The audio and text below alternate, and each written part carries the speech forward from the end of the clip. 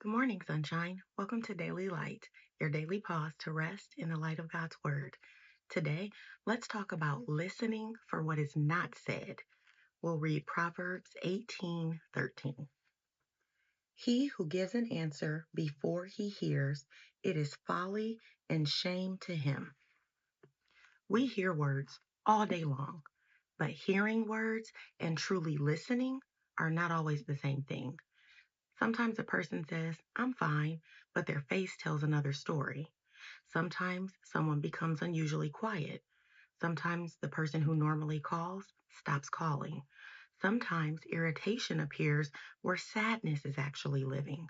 Sometimes a joke is carrying more truth than we realize.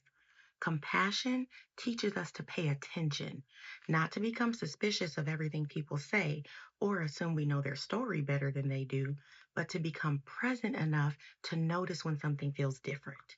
Too often, we listen only long enough to prepare our response. We're already forming advice, already deciding what we think, already connecting their story to something that happened to us. But listening like Jesus requires us to make room for another person's experience. Sometimes people don't need you to finish their sentence, they need time to find their words. Sometimes they don't need your similar story, they need space for theirs.